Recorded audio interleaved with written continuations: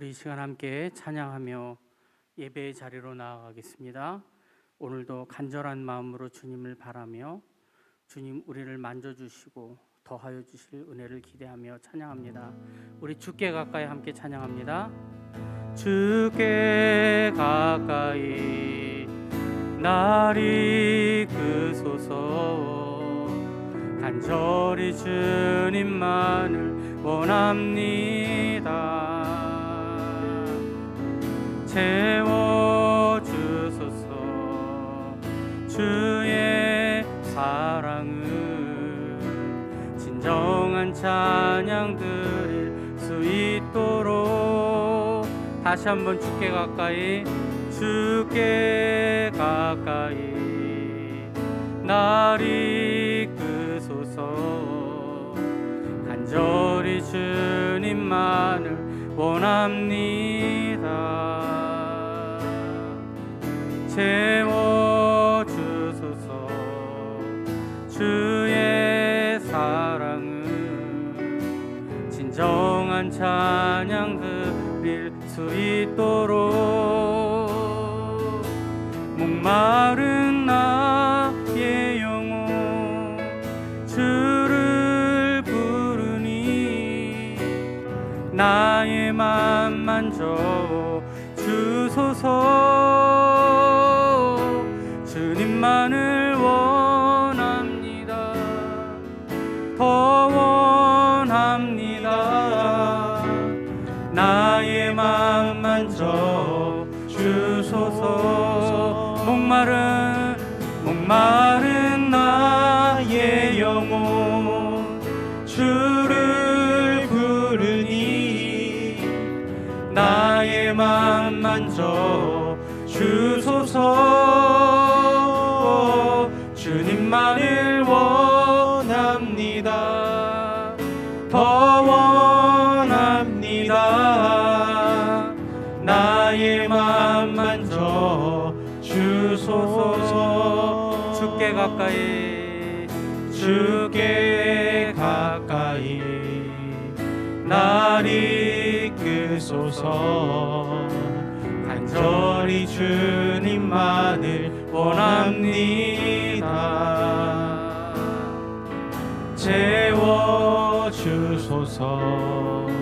주의 사랑을 진정한 찬양 드릴 수 있도록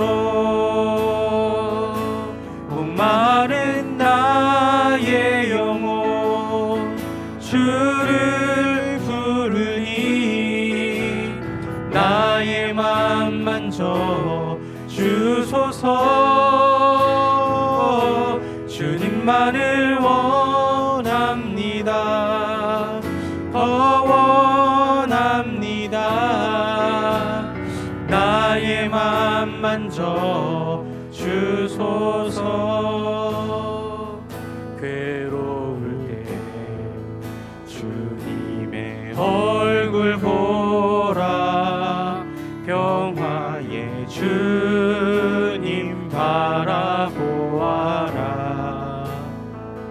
세상에서 시달린 친구들아 위로의 주님 바라보아라. 눈을 들어 주를 보라. 내 모든 염려 주께 맡겨라.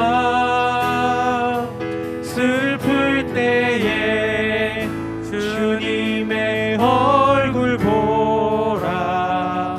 사랑의 주님 안식 주리라.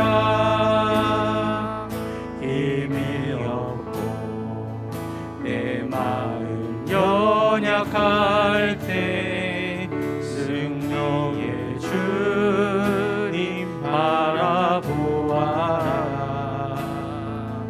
주의 이름 부르는 모든 자를 힘주시고 늘 지켜주시리. 눈을 들어 주를 보라. 내 모든 염려 주께 맡겨라. 슬플 때에 주님의 얼굴 보라. 사랑의 주님 안식 주리라. 눈을 들어 주를 보라. 내 모든 염려 주께 맡겨라. 슬플 때에 주님의 얼굴 보라. 사랑의 주님 안식 주리라. 아멘. 이 눈에 아무 증거 아니 배어도 믿음만을 가지고서는 걸으며, 이 귀에 아무 소리 아니 들려도 하나님의 약속 위에 서리라. 걸어가세 믿음 위에 서서, 나가세 의심 버리고. 걸어가세 믿음 위에 서서, 눈과 귀에 아무 증거 없어도 이 눈이 보기에는 어떠하든지 이미 얻은 증거대로는 믿으며, 이 맘에 의심 없이 살아갈 때에 우리 소원 주 안에서 이루리.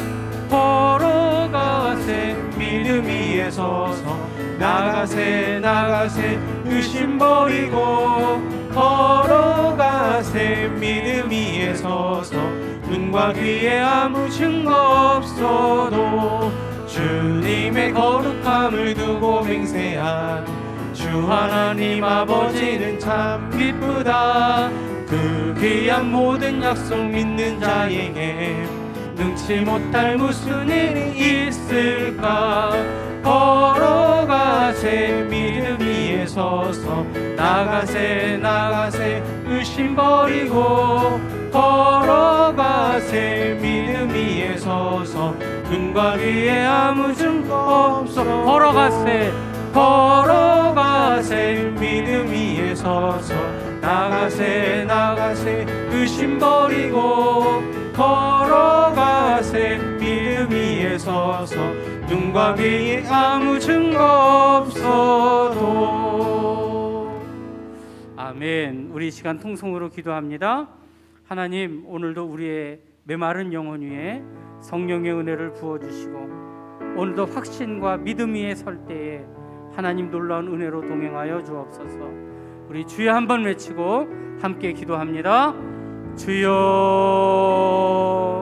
사랑의 하나님, 귀한 믿음을 더하여 주시고, 오늘도 이 귀한 예배의 시간들을 통하여 우리에게 일러주시고 말씀하여 주시며 길을 인도하여 주실 줄로 믿습니다. 우리 믿음 가지고 감사의 마음으로, 주님 사랑하는 마음으로 말씀 따라가게 하시고 승리하는 은혜의 자녀들 될 수 있도록 하나님 도우시고 역사하여 주옵소서.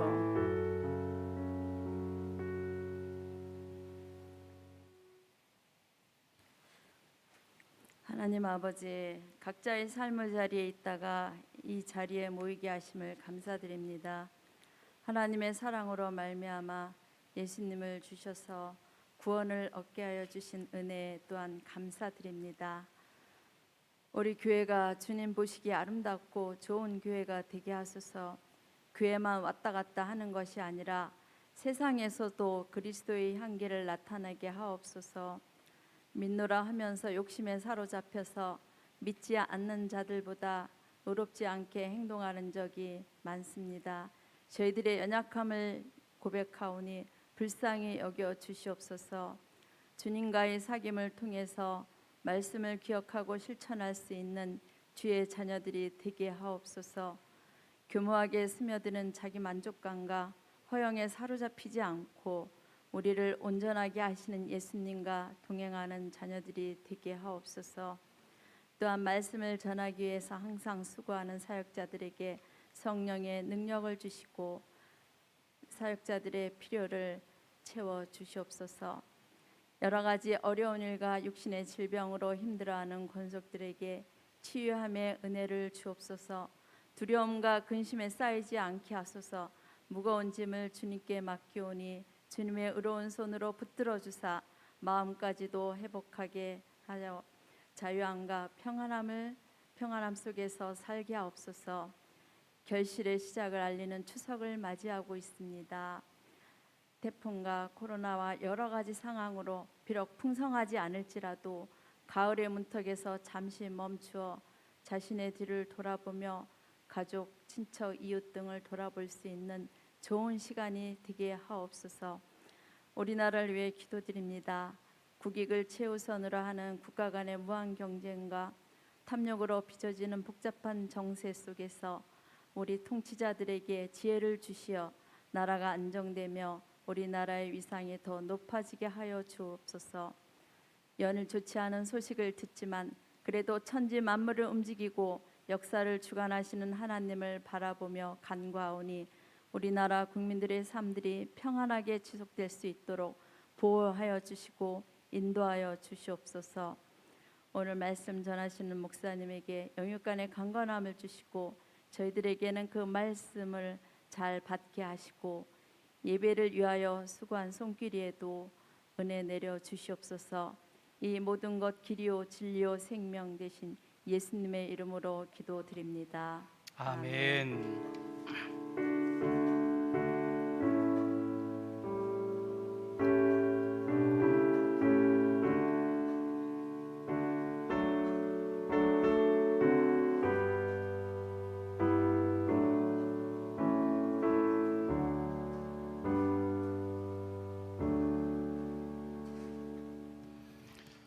오늘 우리들에게 주시는 하나님의 말씀, 신약성경 요한복음 9장 1절에서 11절까지의 말씀입니다.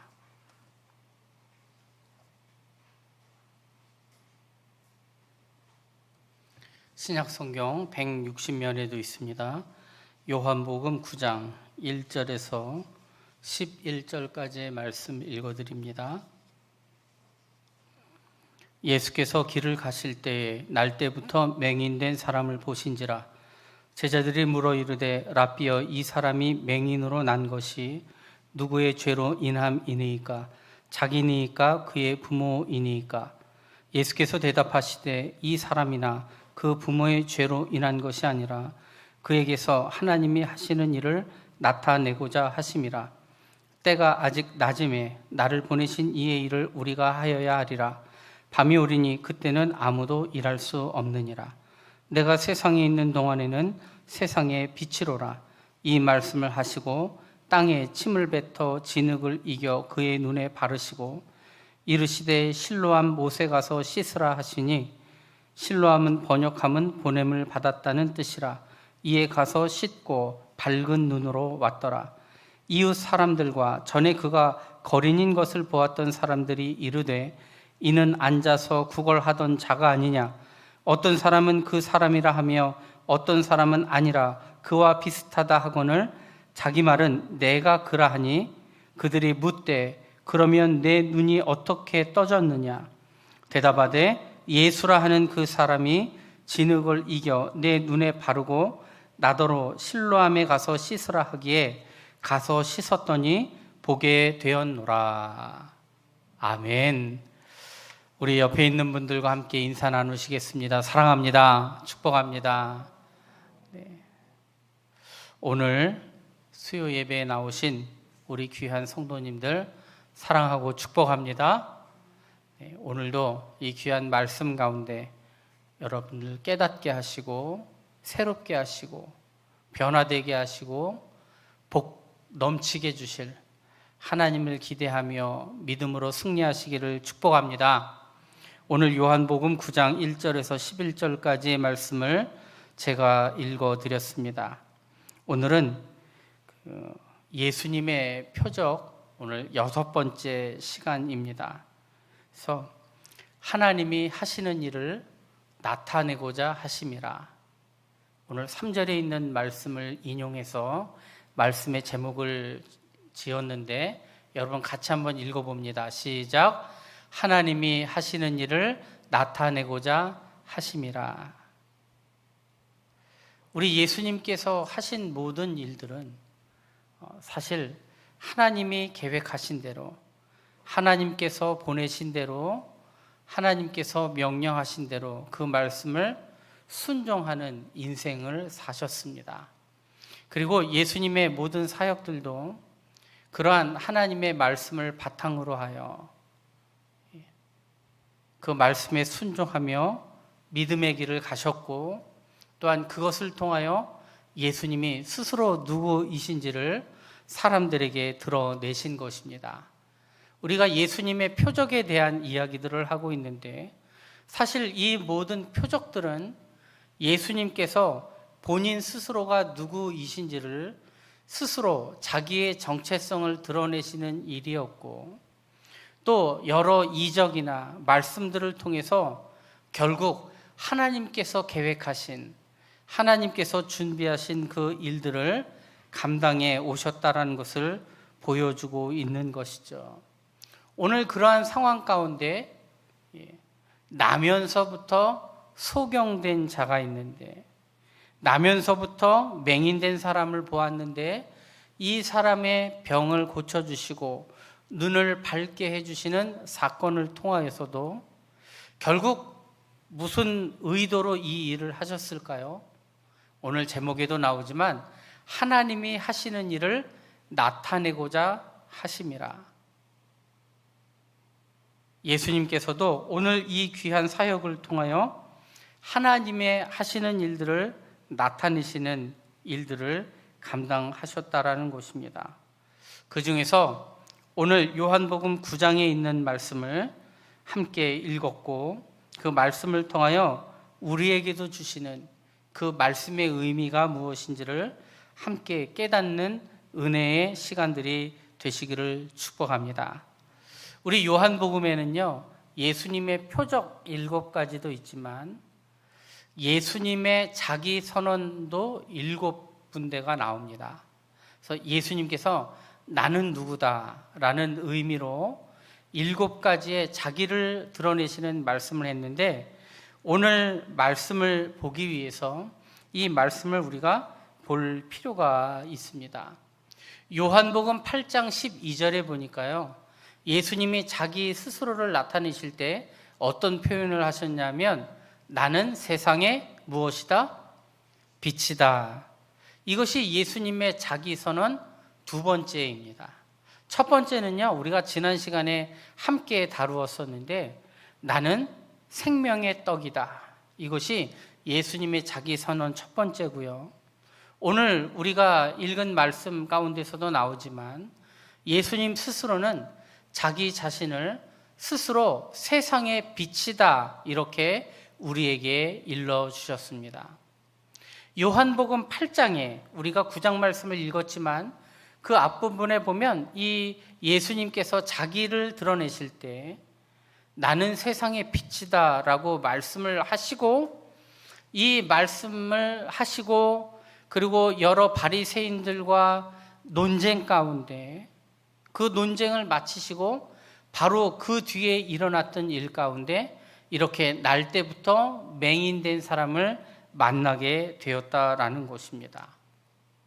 그래서 오늘 이 말씀 가운데 결국 예수님께서 하시고자 하는 말씀은 나는 세상의 빛이다라는 것을 스스로 말씀하시고 그것을 드러내 보이시기 위하여 이 날 때부터 맹인된 자를 만나시게 되었고 그의 병을 치료해 주셨다라는 것입니다. 예수님은요, 스스로를 세상의 빛이라고 이야기하셨는데 우리 예수님은 본성적으로 그분은 빛이셨습니다. 그리고 그 빛은 그냥 빛으로만 머물러 있는 것이 아니라 세상에 빛이 되어 이 땅에 오셨다라는 것입니다. 요한복음 1장 4절 말씀, 그 안에 생명이 있었으니 이 생명은 사람들의 빛이라.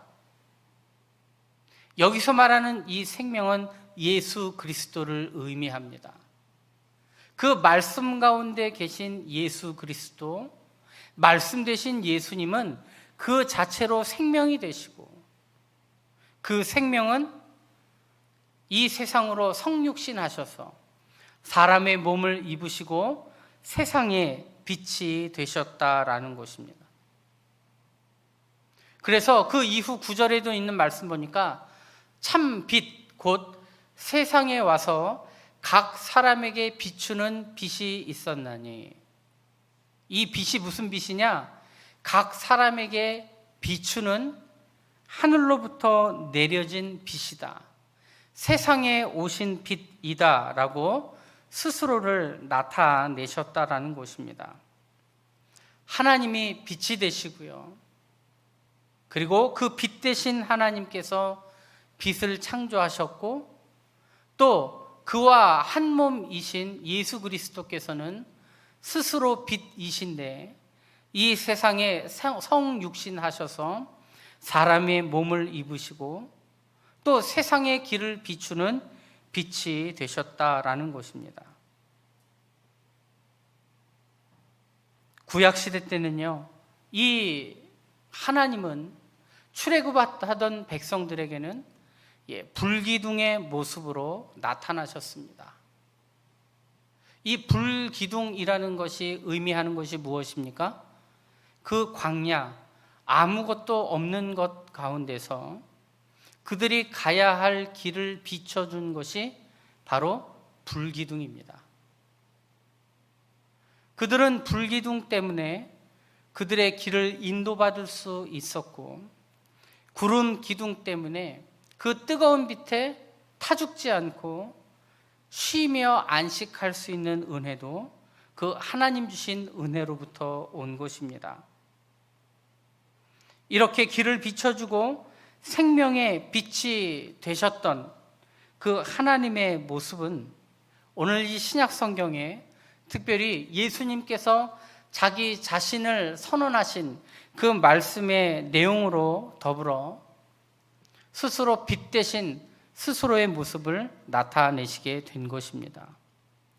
이러한 8장에 나타났던 이 예수님의 자기 선언이 오늘 9장에 있는 말씀에 보니까 눈먼 사람을, 그의 눈을 치료하시는 과정을 통하여, 그 표적을 통하여 그 자신의 자기 선언을 더욱 분명하게 하셨다라는 것입니다.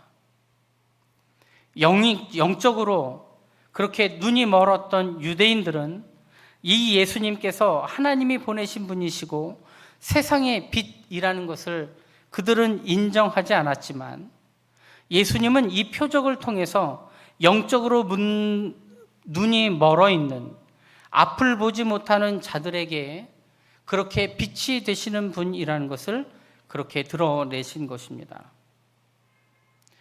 신약 성경, 구약 성경 통틀어 봐도요, 우리가 분명히 알 수 있는 것은 사람의 눈을 띄우는, 그렇게 사람의 눈을 뜨게 하는 이 이적은 오직 예수님으로부터 말미암았다라는 사실을 분명히 알아야 됩니다. 그리고 구약 성경에 있는 말씀을 통하여서도 예수님의 시대가 이르를 때 일어나는 현상으로 여러 번 반복하여 언급한 것이 무엇이냐면 눈 먼 자들의 빛이 되신다. 앞을 못 보는 자의 눈을 트게 해 주시겠다라는 그런 약속이 반복되어져 있었다는 것이죠. 이사야 29장에 있는 말씀에 보면 그날에, 하나님의 날에, 영광의 날에, 여호와의 날에, 우리 예수님께서 이 땅을 회복시키실 그 놀라운 축복의 날에 어떤 표현을 씁니까? 어둡고 캄캄한 데서 맹인의 눈이 볼 것이다 얘기합니다. 35장 5절에 있는 말씀, 그때에 맹인의 눈이 밝을 것이며 못 듣는 사람의 귀가 열릴 것이다. 귀가 열리고 눈이 열리는 역사가 예수 그리스도의 날을 통하여 이루어진다고 말씀하셨듯이, 그 구약에 있는 말씀들은 예수님의 자기 선언과 더불어 또 수많은 병자들의 병을 고치시며 특별히 앞을 못 보던 자의 눈을 뜨게 하시는 사건들을 통하여 그 하나님의 예언의 말씀을, 그리고 이 땅에 성육신하여 이 땅에 오신 예수님의 그 존재 목적, 성육신의 목적을 더욱 분명하게 하셨다는 사실을 우리가 알 수 있다는 것이죠.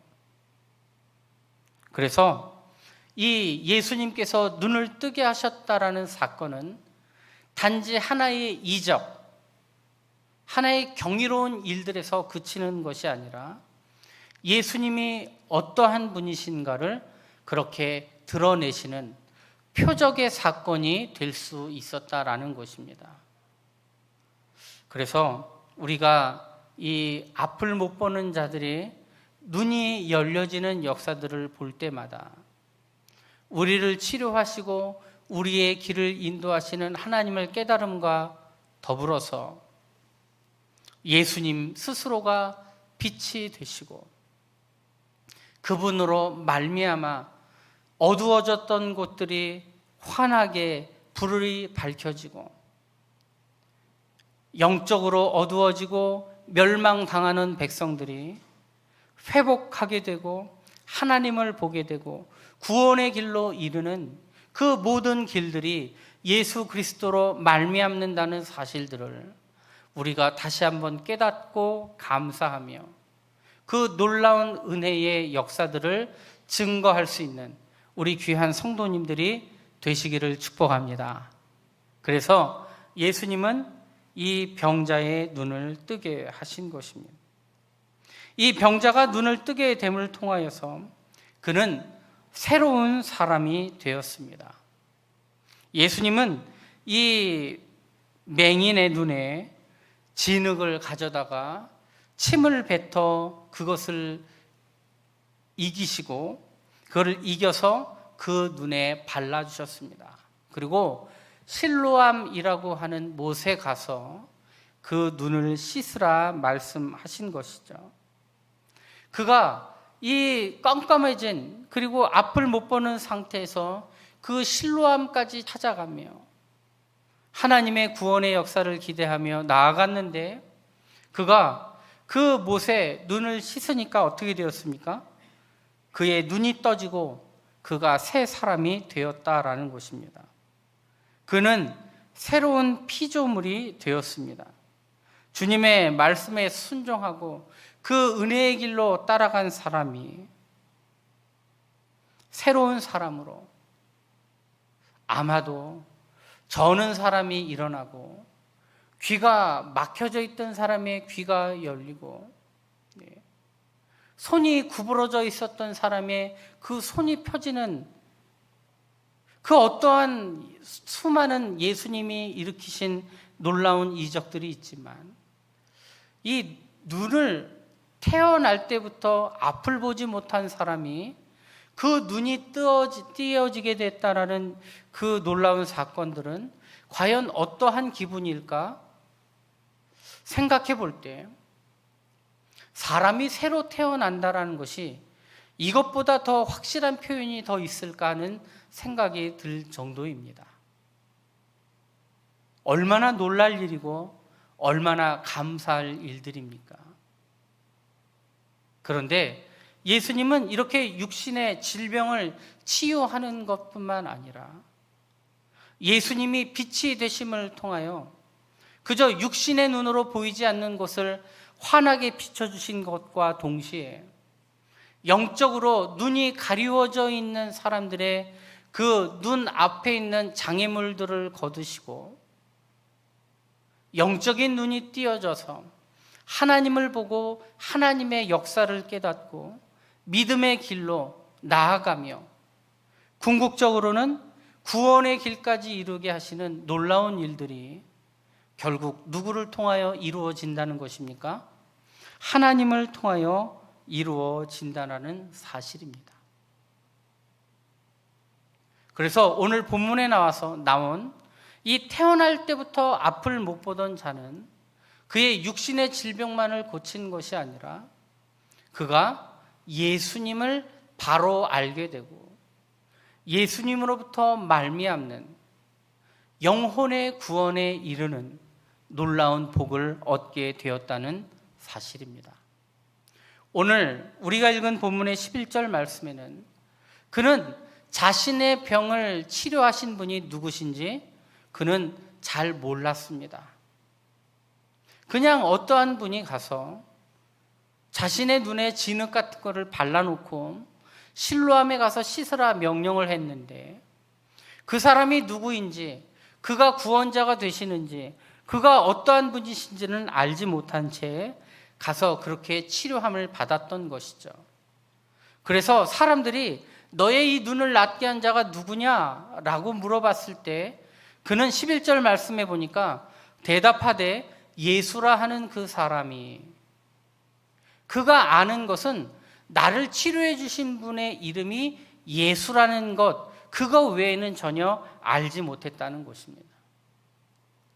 그가 여기서 예수라 하는 사람, 여기서는 그가 예수님이 누구인지를 아는 그 예수의 이름의 능력을 믿었다는 것이 아니라 그냥 그 사람의 이름이 예수라는 것, 그 외에는 아무것도 알지 못한 사람이었다는 것이죠. 그런데 예수님께서 이 일들로 말미암아 그 유대의 사람들과 논쟁이 붙었을 때, 또 이 사건 가운데 그 당시의 유대인들은 예수님의 무엇을 잡고 늘어졌습니까? 왜 안식일 날 병자를 고쳤느냐를 가지고 물고 늘어지는 거죠. 그가 참 선지자라면 율법을 어기면서까지 이 병자를 치료하지는 않았을 거라는 것이죠. 그렇게 안식일 날 고친 것을 가지고 트집을 잡고 그것으로 또 안 되니까 나중엔 또 어떻게 합니까? 이 사람은 원래부터 눈이 안 보이는 사람이 아니라 눈이 보였던 사람인데 지금도 여전히 눈이 보이는 것처럼 그 놀라운 표적을 거짓으로 만들려고 했던 거죠. 그래서 그는 이 병자의 부모를 데리고 옵니다. 이 부모를 데리고 와서 또 물어봐요. 이 사람이 어떻게 고침을 받았느냐라고 얘기하면서 이 사람이 원래부터 이 눈이 나빴던 것이 사실이냐 이렇게 물어보면서 자꾸만 무엇을 확인하려고 합니까? 이 예수님의 이 표적이 놀라운 이적의 사건인 것을 드러내는 것이 아니라 하나의 사기극으로 만들려고 했고, 예수님을 믿고 따르는 사람들이 그 공회에서 그 유대인의 집단에서 탈퇴당할 것을 가지고 협박하며 자꾸만 거짓 결과에 이르도록 했다라는 것이죠. 그런데 이러한 사건들이 반복되어질수록 이 눈이 띄어졌던 이 당사자는 그의 마음이 오히려 더 분명해졌다라는 것입니다. 17절 말씀해 보니까 너는 그 사람이 어떤 사람이냐 생각하느냐라고 할 때 선지자라고 고백을 합니다. 이 놀라운 일들이 일어났던 것들을 보면서 그가 내렸던 결론은 선지자였다라는 것이죠. 그런데 시간이 흐르고 부모가 왔다 가고 자꾸만 예수님의 표적을 온전한 표적으로 여기지 못하게 하려는 사람들의 모습을 보면서 그는 분명한 고백을 할 수 있게 되었습니다. 그것이 무엇입니까? 38절 말씀, 이르되 주여 내가 믿나이다 하고 절하는지라. 빛 대신 예수님을 만난 이 맹인은 육신을 치료한 것뿐만 아니라 더 귀한 것을 얻었습니다. 그것이 무엇입니까? 예수님이 세상에 오신 빛이라는 사실을 그가 깨달았다라는 것이죠. 어찌 보면 이것이 더 귀하고 복된 일 아닙니까? 그는 육신의 질병뿐만 아니라 영혼의 구원까지도 얻은 것이죠. 오늘 우리가 읽은 본문 뒷부분에 가보면은 이 일로 말미암는 그 당시의 유대 지도자들과의 논쟁의 말들이 나옵니다. 여기 보니까 39절에 보니까 이렇게 표현합니다. 보지 못하는 자들은 보게 하고 보는 자들은 맹인이 되게 하려 함이라. 예수님께서 이 세상에 오신 목적을 그렇게 얘기합니다. 여기서 앞에 보이는 보지 못하는 자들은, 이것은 무슨 말이냐면 비록 육신의 눈이 보이지 않더라도 영의 눈이 띄어진 사람들은, 이런 뜻입니다. 그러니까 예수님께서 오실 그 심판의 때에는 육신의 눈이 보이지 않더라도 영적인 눈이 띄어져서 하나님을 알고 빛 대신 예수님을 아는 자들은 구원하고, 그러나 보는 자들은, 여기서 말하는 보는 자들은 육신의 눈이 보인다라는 거예요. 육신의 눈은 보이지만 여전히 영적으로는 눈이 감겨져 있는 자들은 맹인이 되게 한다. 이 말은 그들의 영적인 눈이 뜨어지지 않아서 깨닫지 못하고 구원받지 못하고 멸망당하고 심판당할 자들로 남겨놓겠다라는 예수님의 말씀이라는 것입니다. 보지 못하는 자들은 보게 하고 보는 자들은 맹인이 되게 하려 함이라. 중요한 건 육신의 눈이 보이느냐 보이지 않느냐가 아니라 내 영적인 눈이 띄어져 있느냐 그렇지 않느냐라는 것이 훨씬 더 중요하다라는 말을 이야기하는 것이죠. 이 말을 들었던 바리새인들은 그렇게 얘기합니다. 이 말씀을 듣고 이르되 우리도 맹인인가? 그럼 우리가 맹인이란 말이냐? 그때 예수님 뭐라고 얘기했습니까? 너희가 맹인이 되었더라면 죄가 없으려니와. 여기서 맹인이 되었더라면 이 말은 너희가 비록 앞을 못 보는 자일지라도 영안이 깨어 있었으면 죄가 없었겠지만 너희가 본다고 하니 육신의 눈으로는 보이지만 영적으로는 여전히 어두움 가운데 있는 자다 스스로 그렇게 인정하는 사람들이라고 하니 너희는 여전히 너희들의 죄가 그대로 남아있어.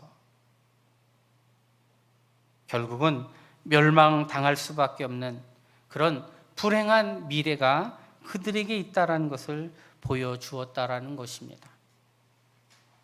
우리는 여기서 분명히 알 수 있는 것들이 있습니다.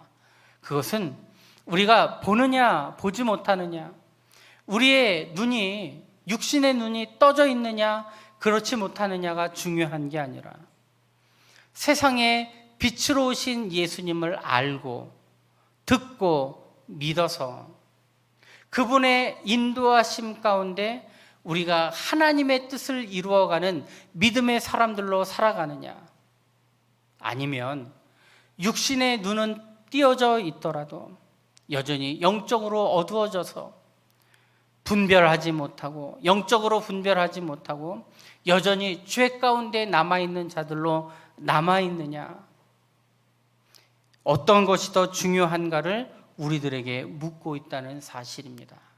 예수님은 빛으로 우리들에게 오셨습니다.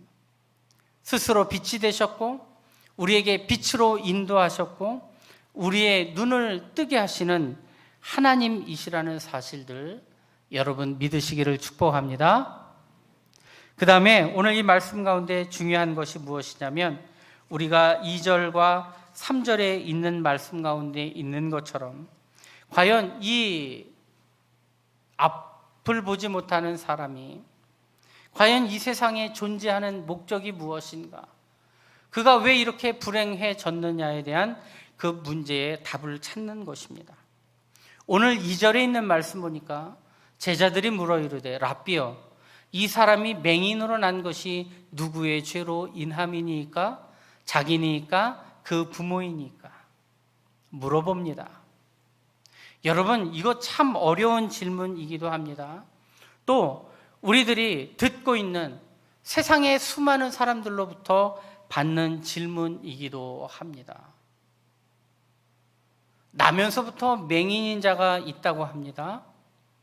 당시에는 이 팔레스타인 지방이 눈 비바람이 많고 또 환경적으로 좋지 않다 보니까 눈에 대한 질병들이 많았다고 하고 또 비례적으로 앞을 보지 못하는 사람들의 숫자들이 많이 있었다고 합니다. 또 그러한 상황 가운데 아마도 이 사람은 태어날 때부터 앞을 보지 못하는 아주 불행한 인생으로 태어났던 것 같습니다. 이 사람을 향하여 이 사람이 구걸이나 하고 있고 이 세상에 쓸모없는 인생처럼 살아가는 것처럼 보이는데 그 사람의 모습을 보고 제자들이 예수님 앞에 물어본 것이죠. 도대체 이 사람은 왜 이렇게 태어난 겁니까? 하면서 뒤에 뭐라고 붙입니까? 자기 때문입니까? 부모 때문입니까? 물어봅니다. 여기서 그들이 갖고 있는 분명한 생각은 이 세상에서에 있는 수많은 질병들의 원인이 바로 죄 가운데 있었다는 사실이죠. 물론 죄 때문에 질병과 고통과 고난의 길을 가는 사람들이 있죠. 그런데 이것을 자기의 죄라고 얘기하기도 참 어려울 것입니다. 태어날 때부터 앞을 못 보는 사람이 얼마나 큰 죄를 지었다고 또 그런 이 앞을 보지 못하는 상태로 태어날 수 있을까 생각해 볼 수도 있고요. 부모의 죄 때문이라는 것, 이 말씀처럼 우리 물론 성경에 있는 말씀 가운데도 부모가 지은 죄 때문에 그 죄의 영향력이 후손들에게 미친다는 분명한 말씀이 있는 것도 사실이죠. 그런데 이러한 질문 가운데 과연 우리에게 닥치고 있는 고난과 어려움의 문제들을 우리가 어떻게 볼 수 있느냐는 것이죠. 우리나라는요, 유교의 문화 또 불교의 문화가 그런 문화권 가운데 있던 나라죠. 그러다 보니까 자신의 이 불행한 일들에 대해서 이 팔자소관으로 넘기는 사람들도 있고요. 또 어떤 가난이나 질병이나 자신에게 있는 수많은 고난을 하나의 운명처럼, 하나의 숙명처럼 여기는 사람들도 있고요. 불교에서는 전생의 업으로 말하기도 합니다. 그러한 과거의 상황의 기준에 그것을 기준으로 해서 현재의 나의 모습을 보는 것이죠. 과연 과거에 무슨 일이 있었기 때문에 나에게 이런 일들이 일어나게 되었는가라는 것이죠. 이런 질문들에 대해서 예수님이 하신 말씀이 무엇입니까?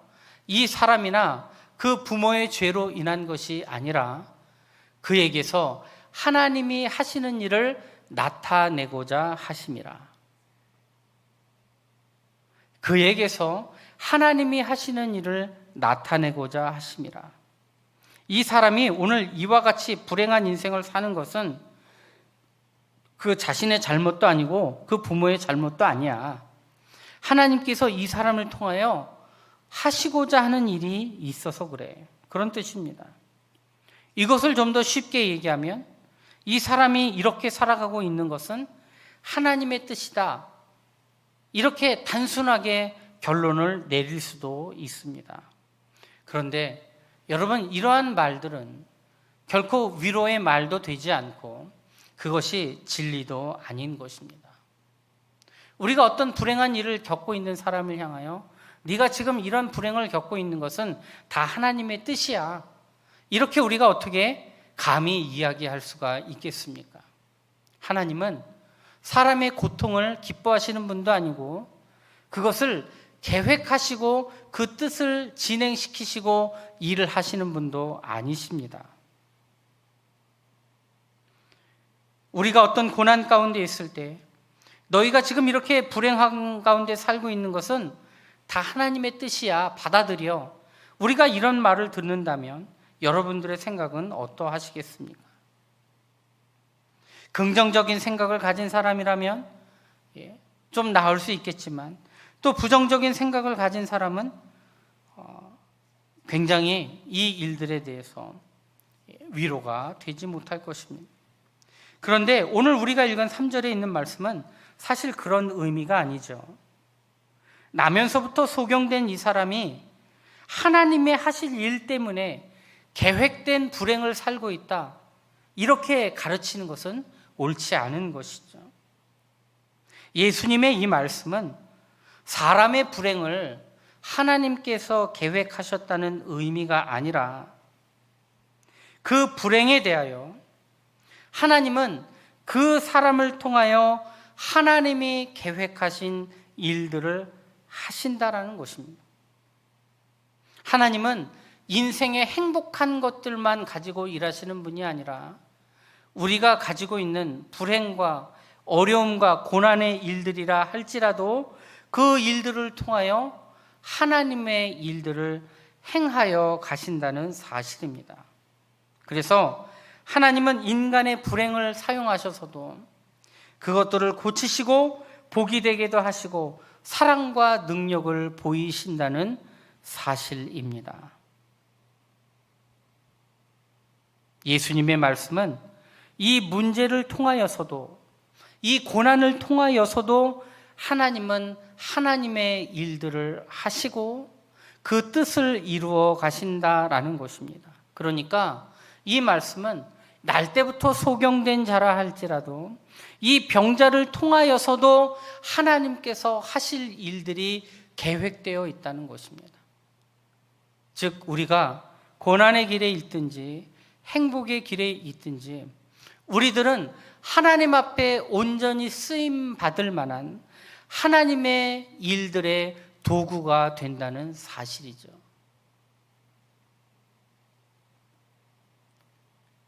이 말씀을 보면요, 이 운명 앞에서, 이 불가능 앞에서 하나님의 일에 대해서 말씀하고 계시죠. 그리고 이 말씀에 이어서 4절에 보니까요, 때가 아직 낮음에 나를 보내신 이의 일을 우리가 하여야 하리라.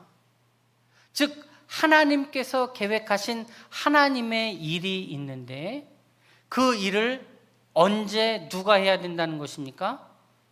지금 때가 낮은 지금. 그리고 누가 합니까? 바로 우리가 이 일들을 해 가야 한다는 것이죠. 예수님은 지금 예수님께서 공생에 활동하고 계시는 이때를 낮이라고 칭하셨습니다. 여전히 하나님께서 일하실 하나님의 타이밍이다라고 얘기하는 것이죠. 그리고 이 일들을 누가 합니까?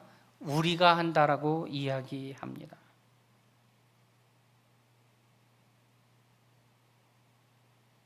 예수님께서는 이러한 사명을 이행하는 그 기회의 때를 놓치지 말 것에 대하여 이야기를 한 것이죠.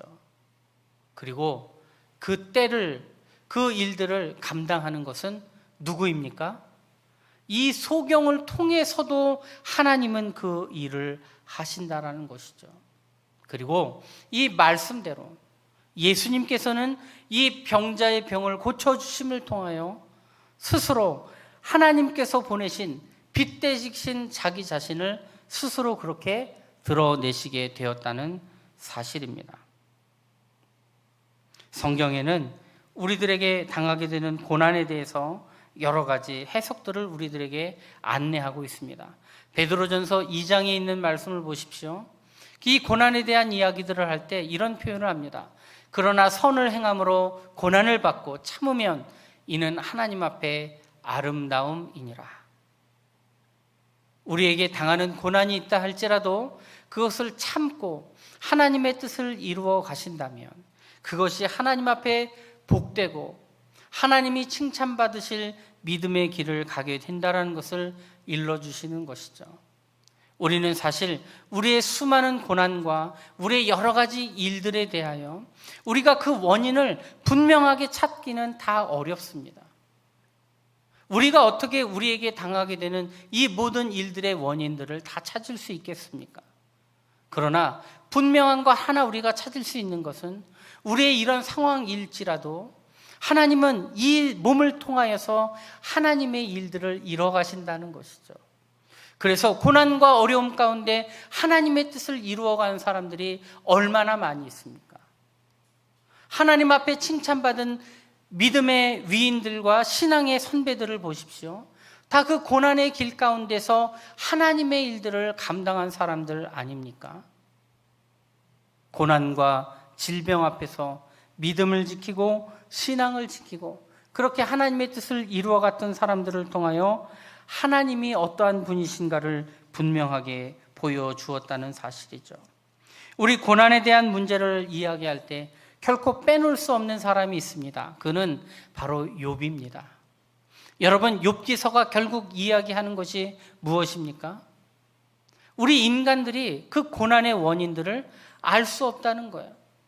또 우리 인간들은 원인을 알 수 없는 것 때문에 고난을 당하는 존재이기도 하다라는 것이죠. 그런데 결국에 이 욥은 이 수많은 고난 앞에서 그가 뛰어난 신앙 고백을 하나님 앞에 올려드립니다. 그것이 무엇입니까? 욥기 23장 10절 말씀입니다. 그러나 내가 가는 길을 그가 아시나니 그가 나를 단련하신 후에는 내가 순금같이 되어 나으리라. 그는 이 고난을 통하여 하나님이 주시는 단련을 받았다라고 고백을 합니다. 그리고 결과는 무엇입니까? 순금처럼 깨끗한 정결한 고귀한 존재가 되어서 그가 거듭나게 되었다라는 것을 말하고 있지 않습니까? 욥은 아마도 그의 인생 가운데 그가 왜 이런 고난을 당하게 됐는지 그 고난의 의미들을 다 알지 못했을 수도 있습니다. 그러나 그는 그 고난을 어떻게 이겨내야 하는지는 분명하게 알고 그대로 우리들에게 보여준 사람 아닙니까? 사실 이것이 더 귀한 것이죠.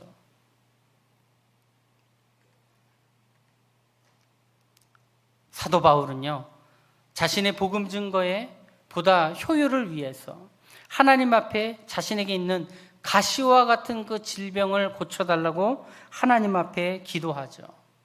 그때 하나님께서 주신 응답이 무엇이었습니까? 내 은혜가 내게 족하다라는 것이었습니다. 전혀 예상하지 못했던 하나님의 답변 앞에 그는 그 하나님의 답변의 의미를 깨닫습니다. 그는 도리어 그 하나님의 응답을 기뻐하며 나의 여러 약한 것들에 대하여 자랑한다라고 얘기합니다. 왜냐? 나의 이 연약함 가운데 그리스도의 능력이 머물고 있음을 알았기 때문입니다. 그는 오히려 연약할 때 하나님을 더 깊이 의지하였고 오히려 자신이 약할 때에 자신은 사람들 앞에 복음을 들고 증거하며 하나님의 사람으로 살아갈 때 오히려 강한 사람이라는 것을 깨달았기 때문이었습니다. 그가 가지고 있는 자랑거리들을 늘어놓을 때는 그가 나중에 그 모든 것들이 배설물이 된다는 것을 깨달았어요.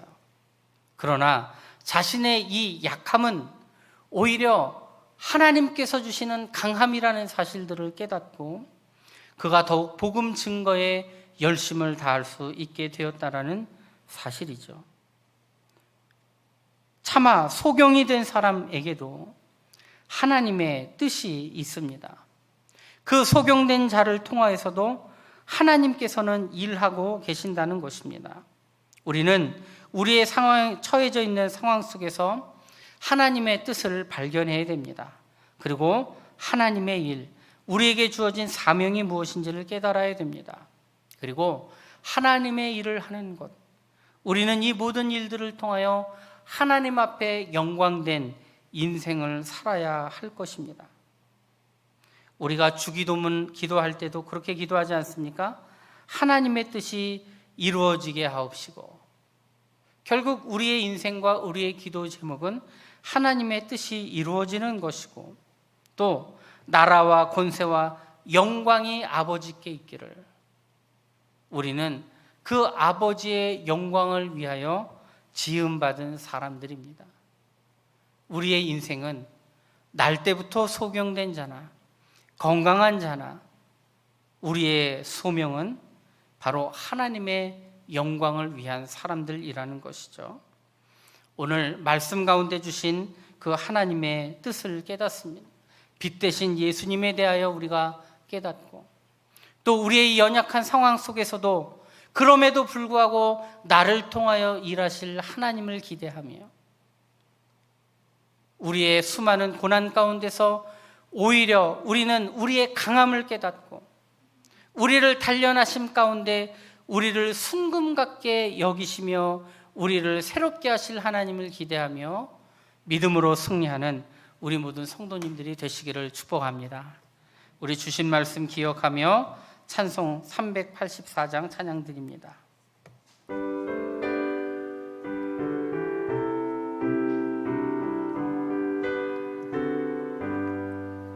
나의 갈 길 다가도록 예수 인도하시니 내 주 안에 있는 긍휼 어찌 의심하리요. 무로 사는 자는 하늘 위로 받겠네. 무슨 일을 만나든지 만사 형통하리라. 무슨 일을 만나든지 만사 형통하리라.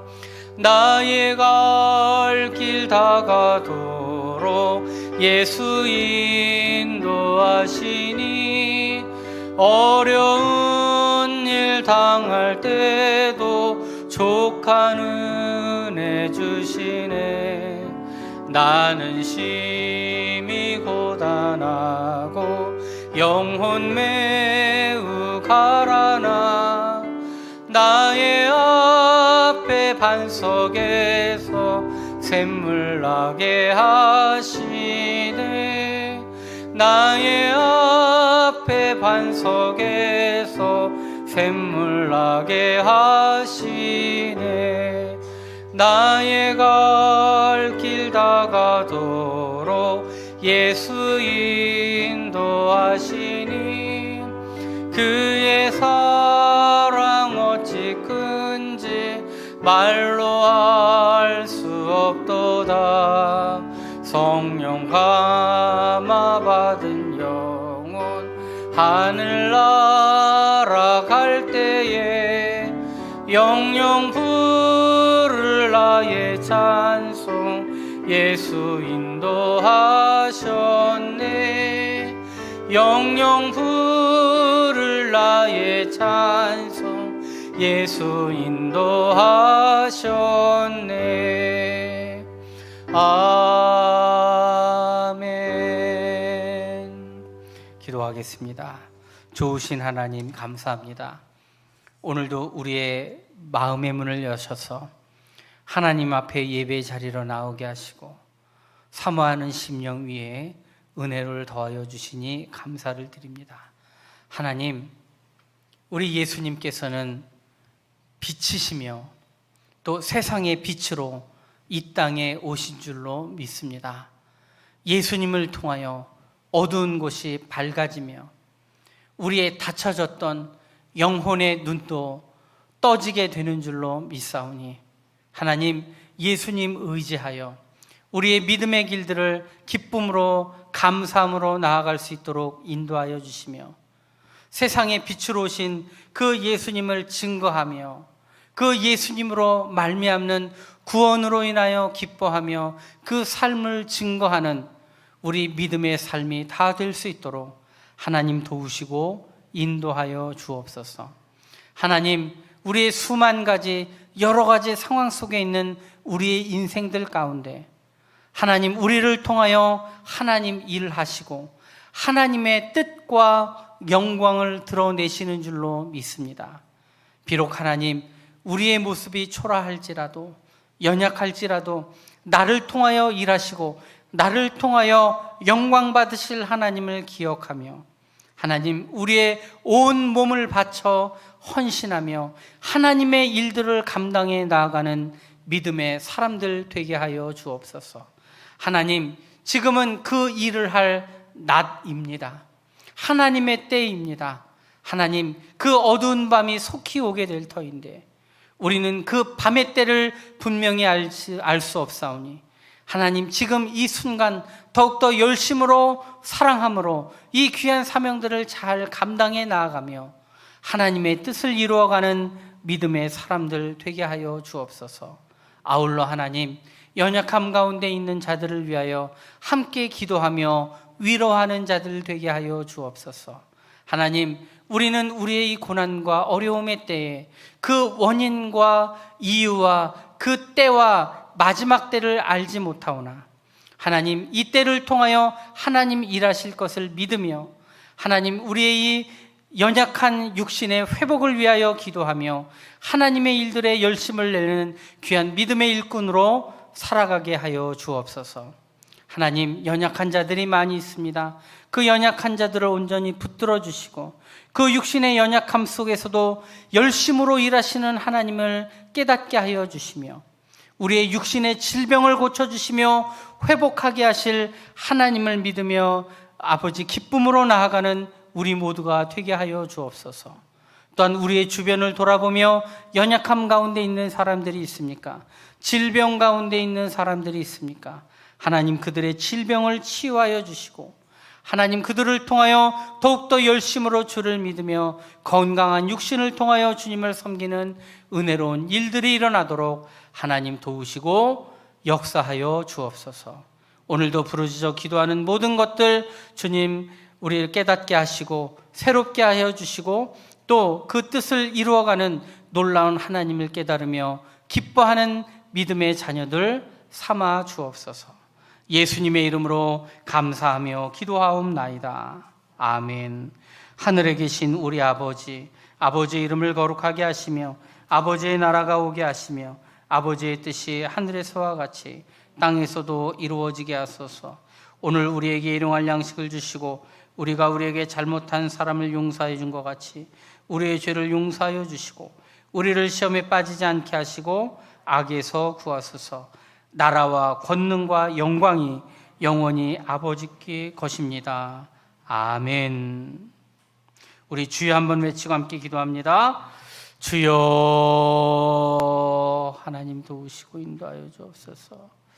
성령님 귀한 은혜를 더하여 주시고 믿음으로 동행하여 주옵소서.